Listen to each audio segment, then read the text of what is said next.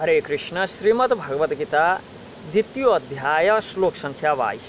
वासांसि जीर्णानि यथा विहाय नवानि गृह्णाति नरोपराणि तथा शरीराणि विहाय जीर्णान्यान्याति सम्याति नवानि देहि। अनुवाद, मानिसले जसरी आफ्ना पुराना कपडाहरू त्यागेर नयाँ कपडा धारण गर्छ, त्यसै गरी आत्माले पनि पुराना र काम नलाग्ने शरीरलाई त्यागेर नयाँ भौतिक शरीर धारण गर्छ भनेर यहाँ भगवानले भन्नुहुन्छ। पूर्व श्लोकहरूमा आत्माको निर्विकारताका विषयमा हैन वर्णन गरिएको छ, शाश्वत सनातन भएको विषयमा वर्णन गरिएको छ।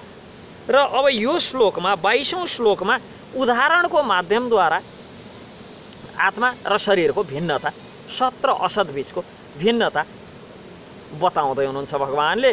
वासांसि जीर्णानि यथा विहाय नवानि गृह्णाति नरोपराणि तथा शरीराणि विहाय जीर्णान्यान्यानि सम्याति नवानि देहि भन्दै मनुष्यले जसरी पुराना कपडाहरूलाई त्यागेर नयाँ कपडा लगाउँछ, त्यसरी नै जीवात्माले पनि पुराना शरीरहरूलाई त्यागेर अर्को नयाँ शरीरहरूमा प्रवेश गर्छ भनेर यो अध्यायको 13औं श्लोकमा सूत्र रूपबाट भनिएको थियो। देहान्त र अर्थात् जीवात्माले अर्को शरीर प्राप्त गर्दाको अवस्थामा ज्ञानी पुरुषहरूले शोक गर्दैनन् भनेर देहान्त र प्राप्ति धीरस्तत्र न मुह्यते भनेर। अब यसमा त्यसैको विषयमा चाहिँ उदाहरणको माध्यमद्वारा भगवानले स्पष्ट रूपमा प्रस्ट्याउनका लागि चाहिँ जसरी पुराना कपडाहरू त्याग गर्दाको अवस्थामा हामी शोक गर्दैनौँ, त्यसै गरी यो जीवात्माले पुरानो शरीर त्याग गर्दाको अवस्थामा पनि शोक गर्नु हुँदैन भनेर भगवान बताउँदै हुनुहुन्छ। मनुष्यले मात्र कपडा फेर्दछ, पशुपक्षीले होइन।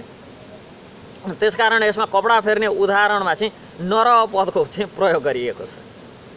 यहाँ नर पदको किन प्रयोग गर्नु पर्यो? किनभने आत्माले शरीर त सबैको परिवर्तन गर्छ, चराचुरुङ्गी पशु पक्षी आदि इत्यादि। तर यहाँ भगवानले नर भनेर चाहिँ पद प्रयोग गर्नुभएको छ। वासांसि जीर्णानि यथा विहाय नवानि गृह्णाति नरोपराणि भनेर। जसरी नरले अर्थात् कपडा फेर्ने उदाहरणमा नर पदको प्रयोग गर्नु चाहिँ कपडा फेर्नु त मनुष्यले मात्र हो, त्यही भएर उदाहरण दिँदाखेरि यहाँ नर जसरी मनुष्यहरूले कपडा फेर्छन् त्यसै गरी यो जीवात्माले शरीर फेर्छ। यो नरपद मनुष्य योनिको वाचक हो। यसमा स्त्री पुरुष बालक बालिका जवान वृद्ध सबै पर्छन्, किन नरपद भने मनुष्य योनिलाई नै बुझाउने पद हो। जसरी मनुष्यले पुराना कपडालाई त्यागेर अर्को नयाँ कपडाहरू धारण गर्छ, लगाउँछ, त्यसरी नै यो जीवात्माले पनि पुराना शरीरहरूलाई त्यागेर अर्को नयाँ शरीर धारण गर्छ। पुरानो शरीर त्याग गर्नुलाई हाम्रा भाषामा, जनसाधारणका भाषामा, बुझ्ने भाषामा मर्नु भनिन्छ। नयाँ शरीर धारण गर्नुलाई जन्मनु भनिन्छ।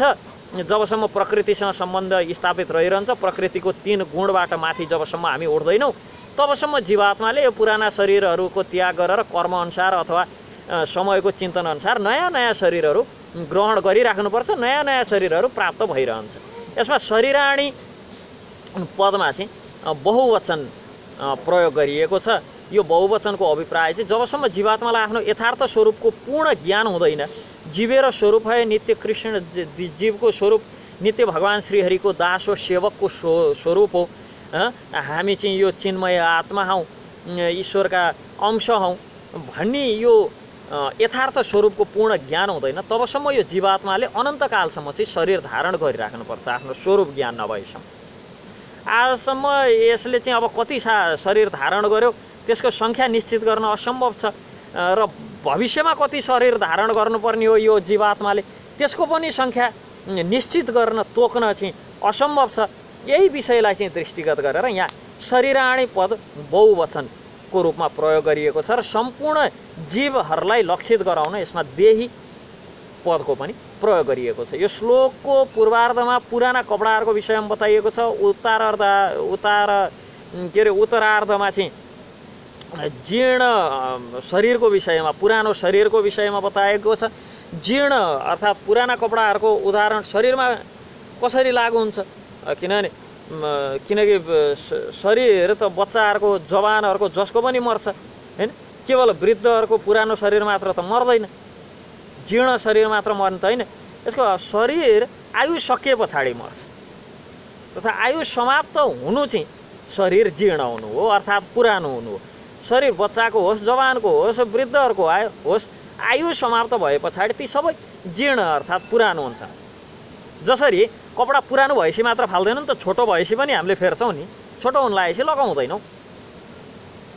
त्यस्तै हो, छोटो भएपछि लगाउँदैनौँ, अलिकता कतै यसो रङसङ खोइल्यो भने पनि लगाउँदैनौँ होइन। पुरानै हुनुपर्छ, फाट्नै पर्छ भन्ने छैन नि, बुढै हुनुपर्छ लुगा भन्ने छैन नि। यसो छुँदा नि धुवार च्यात्तिने भएपछि मात्र फेर्दैनौँ नि त। फेर्नका लागि यो लुगा एकदम बलियो छ, सबै थोक ठिक छ, तर छोटो भइदियो, फेर्छौँ। लुगा एकदम ठिकठाक छ तर रङ खोइलिदियो, फेर्छौँ। त्यस्तै गरी वृद्ध हुनु भनेकै के हो भन्दा मतलब फेर्ने अवस्था हुनु। जीर्ण हुनु भनेकै के हो भन्दा त्यो फेर्नुपर्ने अवस्था हुनु। त्यो बालककालमै फेर्नुपर्ने पनि हुनसक्छ, वृद्ध अवस्थामा फेर्नुपर्ने पनि हुनसक्छ, जीर्ण जुनसुकै बेला पनि हुनसक्छ। र अब भगवानले यहाँ उदाहरणको माध्यमद्वारा यो श्लोकमा जीवात्माको निर्विकारताको बारेमा चाहिँ व्याख्या गरे पछाडि अब आउने 23, 24 र 25 श्लोकमा त्यसको एक प्रकारबाट को अर्कोद्वारा स्थानान्तरण हुने त्यो विषयमा चाहिँ त्यो प्रकान्तारबाट चाहिँ वर्णन गर्दै पनि जानुहुन्छ। अणु आत्माले स्थूल जो शरीर परिवर्तन गर्छ भन्ने कुरा सर्वस्वीकार्य तथ्यको रूपमा भगवद् गीताका पूर्व श्लोकहरूमा स्थापित भइसकेको छ। आत्माको अस्तित्वमाथि विश्वास नगर्ने आधुनिक जो आफूलाई आधुनिक मान्ने व्यक्तिहरू छन्, तिनीहरूले पनि हृदयबाट आउने जुन शक्तिको स्रोतको व्याख्या चाहिँ यथारूपमा गर्न सक्दैनन्। उनीहरू पनि आफ्नो बाल्य अवस्थाबाट कुमार अवस्थाबाट युवा अवस्था, युवाबाट वृद्ध अवस्थामा हुने शारीरिक परिवर्तनलाई स्वीकार गर्न बाध्य छन्। यो परिवर्तनको क्रम वृद्ध अवस्थाबाट अर्को शरीरमा स्थानान्तरित हुन्छ भन्ने कुराको व्याख्या हामीले भगवद् गीताको दोस्रो अध्यायको 13औं श्लोकमा चर्चा गरिसक्यौँ। अणु आत्मा एउटा शरीरबाट अर्को शरीरमा स्थानान्तरित हुने जुन काम परमात्माको कृपाले मात्र सम्भव हुन्छ भन्ने सम्बन्धमा हामीले बुझिसकेका छौँ। जसरी एउटा मित्रले अर्को मित्रको इच्छा पूर्ति गरिदिन्छ, त्यसै गरी परमात्माले जीवात्माहरूको इच्छा परिपूर्ति गरिदिनुहुन्छ। मुण्डक उपनिषद र श्वेतस्वर उपनिषदमा आत्मा र परमात्माको उपमा एउटै रुखमा बसेका दुईवटा मित्र पंक्षीहरू, मित्र चराहरूको उपमा उदाहरणका रूपमा दिएको छ। यी दुवै पंक्षीहरूमध्ये एउटा पंक्षीले अर्थात् यो अणु आत्माले, जीवात्माले वृक्षको फल खाइरहेको छ, अर्को चरा जो परमात्मा कृष्णले केवल आफ्नो मित्रलाई हेरी मात्र राखेका छन्। हुन त अब दुवै चराहरू समान गुणका छन् तापनि एउटा भौतिक वृक्षको फलप्रति आकर्षित छ भने अर्को चाहिँ आफ्नो साथीको क्रियाकलापको साक्षी मात्र भएर बसेको छ। यहाँ भगवान कृष्ण साक्षी भएर बस्ने चरा हुन् भने अर्जुन चाहिँ फल खाने चरा हुन्। त्यस्तै गरी हामीमा पनि लागु हुन्छ, परमात्मा साक्षी चरा हुन्, हामी यो जीवात्मा म फल चाख्ने चरा हुँ। त्यो फल चाख्न खोज्या भएर कहिले तितो, कहिले मिठो, कहिले कस्तो फल पर्छ। फल चाख्दा चाख्दै कहिले किक्लिको परेर त्यो फल अड्केर मरिन्छ, कुरा सक्छ। अनि हिँड त दुवै चराहरू मित्र हुँदाहुँदै पनि एउटा स्वामी हो, अर्को सेवक हो चराहरू। अणु आत्माले परमात्मासँगको आफ्नो सम्बन्धलाई बिर्सिएको हुनाले उसलाई चाहिँ एउटा रुखबाट अर्को रुखमा अर्थात् एउटा शरीरबाट अर्को शरीरको शरणमा चाहिँ जानुपर्छ। जीवात्माको भौतिक शरीर रूपी वृक्ष अत्यन्त सङ्घर्षपूर्ण जीवन चाहिँ हामीले बिताइरहेका हुन्छौँ। किनभने तपाईँको हामीले आफ्नो त्यो अर्को मित्रतिर नफर्केका कारण दुईवटा मित्रहरू बसेका छन् रुखको हाँगामा। रुख भनेको यो शरीर भयो, यसको हाँगो यहाँ हृदयमा दुईवटा चराहरू छन्, एउटा परमात्मा, एउटा अणु आत्मा। यो अणु आत्माले परमात्मातर्फ नफर्केर केवल फलतर्फ मात्र फर्केका कारण, आफ्नो दृष्टि केवल फलतर्फ मात्र राखेका कारण, परमात्माबाट बहिर्मुख भएका कारण चाहिँ यसले एउटा रुखबाट, किनभने फल त अब यो हेर्नु कुनै वृक्षमा कहिलेसम्म फल रहन्छ, सकिहाल्छ नि। यसमा यो वृक्षमा फल सकिन्छ, अनि त्यस पछाडि अर्को वृक्षमा जान्छ, त्यहाँ फेरि फल खान्छ, फेरि अर्को वृक्षमा जान्छ, फल खान्छ। कहिले तितो पर्छ, कहिले मिठो पर्छ, कहिले पिरो पर्छ, कहिले गुलियो पर्छ। गुलियो पऱ्यो भनेर धेरै खायो भने पनि इन्डाइजेसन भएर अजीर्ण पल्टेर चाहिँ दुःख पाउँछ, ए तितो रहेछ भनेर कम खायो भनेदेखि माइल्ड न्युट्रिसन भएर कुपोषणको शिकार हुन्छ भन्न खोजेको। यसले फल जति भोग गरे नि, मिठो फल भोग गरे नि, तितो फल भोग गरे नि, जुन प्रकारको फल भोग गरे पनि फलका कारण यसले सधैँ दुःख नै पाउँछ।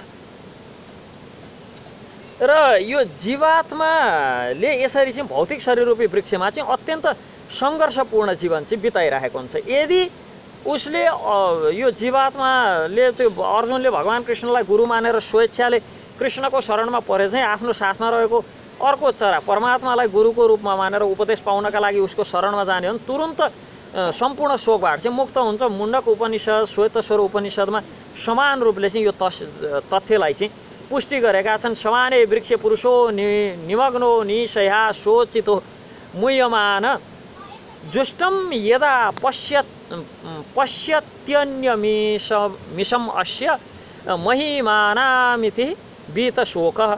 दुवै चराहरू एउटै वृक्षमा बसेका छन् तापनि एउटा फलबक्षी चरो चाहिँ वृक्षको फलको भोक्ता बनेर चिन्ता र विषादमा चाहिँ पूर्णतया डुबेको छ। यदि कुनै तरिकाले उक्त चरो परमात्मा रूपमा रहेको आफ्नो साथीतिर फर्कियो भने, परमात्माको महिमालाई बुझ्यो भने सम्पूर्ण चिन्ताबाट चाहिँ स्वतः मुक्त हुन्छ।